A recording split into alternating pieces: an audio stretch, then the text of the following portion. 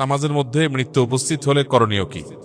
উদাহরণস্বরূপ সিজদারত অবস্থায় মৃত্যু উপস্থিত হলে আমি কি সিজদার তাসবিহ পড়ব, নাকি কালিমায়ে তাইয়্যিবা বা কালিমায়ে শাহাদা পাঠ করব, নাকি উভয় কালিমা পড়ব? দয়া করে জানাবেন। নবী করিম সাল্লাল্লাহু আলাইহি সাল্লাম বলেছেন, মান কানা আখিরু কালামিহি কাউলু লা ইলাহা ইল্লাল্লাহ দাখালাল জান্নাহ আও কামা ওয়ারাদা ফিল হাদিস। যে ব্যক্তির শেষ কথা হবে লা ইলাহা ইল্লাল্লাহ, যার শেষ কথা কি হবে? লা ইলাহা ইল্লাল্লাহ, অর্থাৎ তাওহীদ যার শেষ অবস্থান হবে,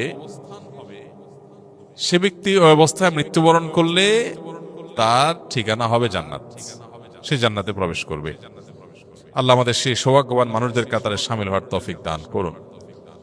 তাহলে শেষ কথা লা ইলাহা ইল্লাল্লাহ হলে জান্নাতে প্রবেশ করবে, যে এর অর্থটা কি, এর মর্মটা কি? অনেক মুহাদ্দিসিনে কেরামের ব্যাখ্যা হলো যে এর মর্ম হলো যার সর্বশেষ অবস্থান হবে ঈমান এবং তাওহীদ, অর্থাৎ তাওহীদে বিশ্বাসী আছে, এই অবস্থায় তার মৃত্যু হয়েছে। মাঝে মৃত্যু এবং তার তাওহীদের বিশ্বাস, এই দুইয়ের মাঝে কখনো শিরক, সন্দেহ, কুফর, নিফাক এগুলোর কোনোটা আসে নাই। সে তাওহীদের উপরে যে অবস্থান তার ছিল, বক্ষে তাওহীদে বিশ্বাস ছিল, মুখে তাওহীদের স্বীকৃতি ছিল, এরপর সে ওই অবস্থান থেকে 2 মাস পর, 2 বছর পর, 10 বছর পর যখনই মারা যায়, অবস্থান আগেরটাই ছিল, তাহলে সে জান্নাতে যাবে। এই হাদিসের ব্যাখ্যা অনেকে বলেছেন, অনেক মুহাদ্দিস বলেছেন এইটা। আবার এর একটা অর্থ বাহ্যিকভাবে এটাও বুঝে আসে যে মৃত্যু ঠিক আগ মুহূর্তে লা ইলাহা ইল্লাল্লাহ বলে যে মারা গেল, সে জান্নাতে প্রবেশ করলো।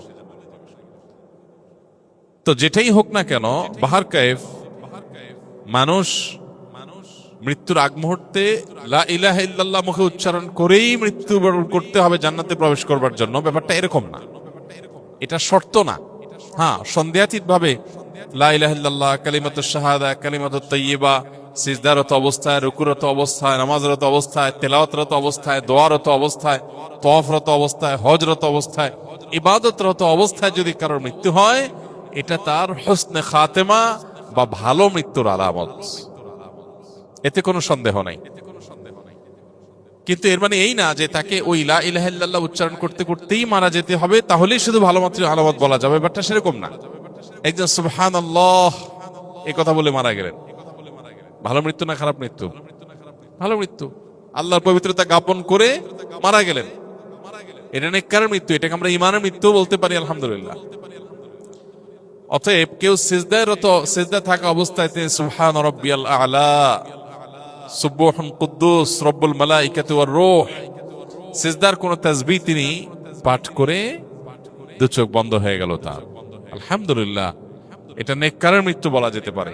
হুসনে জন বা তার প্রতি সুধারণা করা যেতে পারে, আল্লাহ তাআলা তাকে নেককারের মৃত্যু দান করেছেন।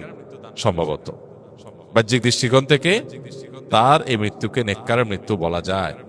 অতএব সিজদায় গিয়ে যদি মৃত্যু মুখোমুখি মানুষ পতিত হয়, তাহলে তাকে লা ইলাহা ইল্লাল্লাহই বলতে হবে এমন কোনো কথা নাই।